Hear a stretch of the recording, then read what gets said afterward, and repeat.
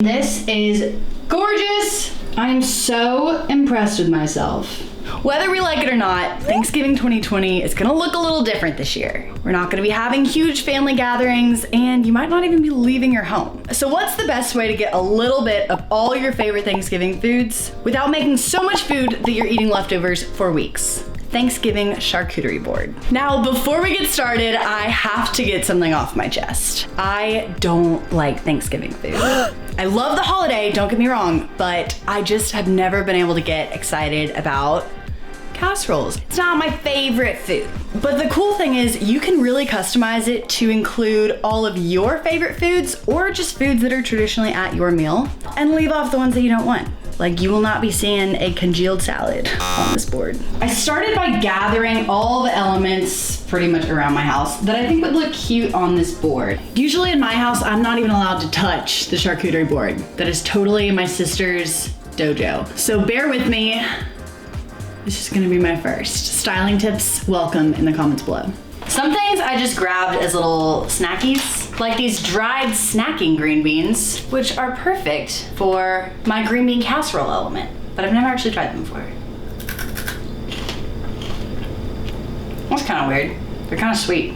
Now I do want to include some roasted elements. I'm gonna be doing little baby potatoes and Brussels sprouts. Things to keep in mind when you're planning your menu: the less items you need to keep warm, the better. If this is gonna be for all day grazing, you might have it out on the table for a good few hours. Here I have my chopped Brussels sprouts with some olive oil, salt, and pepper. I'll just go right on my baking sheet.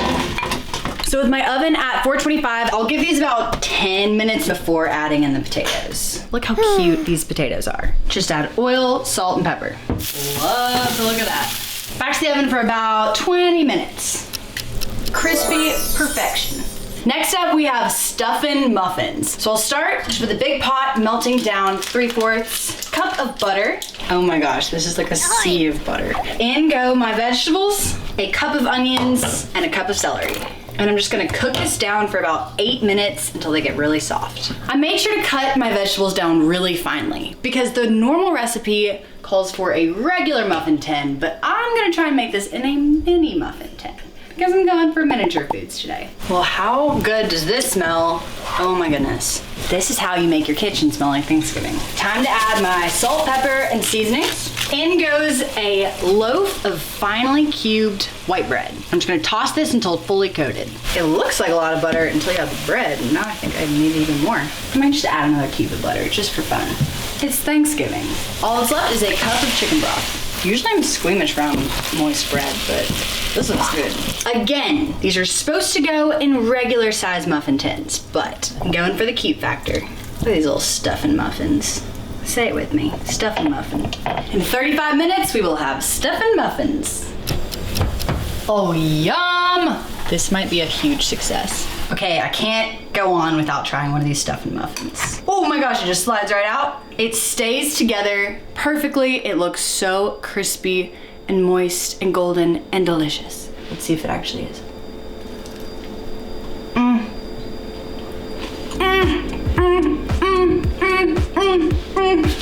I'm so happy about these. These are a revelation.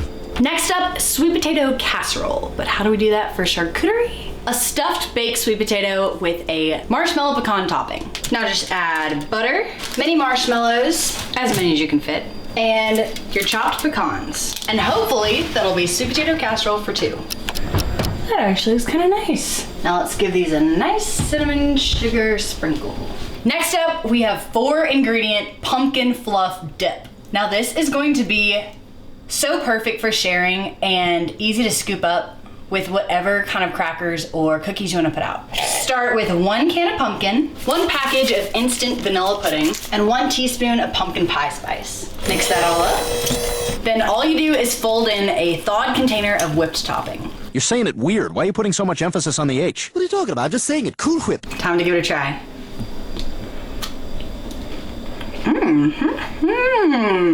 Tastes just like a pumpkin pie filling, but instead of custard, it's just this light, super fluffy, creamy, luscious dip. I love this. I've got a sliced apple here, which I'm just gonna coat with a little bit of lemon juice so that it doesn't get brown on my board. And now a pomegranate, just because it's gorgeous. Now, cheese is essential, but I didn't want to just do a regular old block of goat cheese. So here's what I'm gonna do. I have some chopped praline pecans and dried cranberries. I'll just spread them out onto a plate, carefully plop down my goat cheese, and just roll away, pressing in a little bit so it sticks. That looks so festive. Love this. Now, Brie is one of my favorite things in the world. And you can serve it just as is, but why serve it plain if you can bake it? Way better that way. So I found this little baking dish. I'm gonna throw it in a 350-degree oven for a few minutes and then top it off with some cranberry sauce. Oh, yes, yes, yes, yes, yes, yes. On goes the sauce. Oh, and it's just gonna get melty and gooey. The best part about baked brie is that it'll stay warm for so long. Now, I know y'all have been wondering about the turkey element, and here it is. Sliced turkey skewers. It'll be the easiest way to eat your meat with your cheeses, and it'll look really pretty on your board. I can also intersperse some fun meats, which will also add color. I believe it's time to assemble. P.S. Make sure you wash all of the elements on your table. I know you're not gonna be eating this pumpkin, but all of the other food will be touching it. We're having a safe and healthy Thanksgiving. Thank you.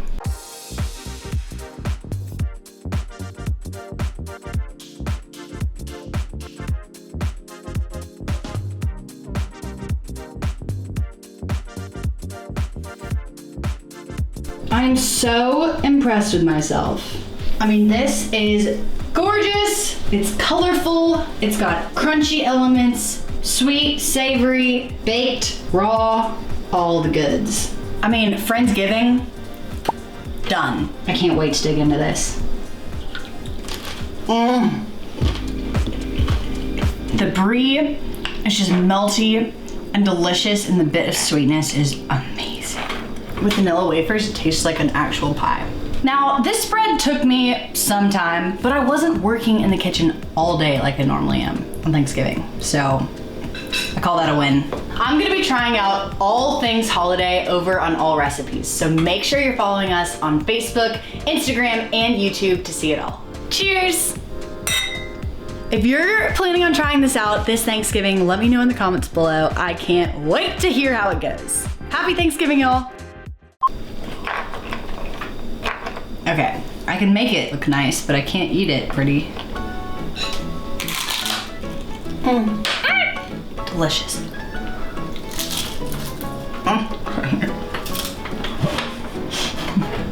Wow, this. Dang. Okay, why are you being so difficult?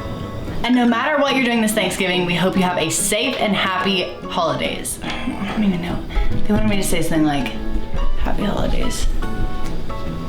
And I just pause it.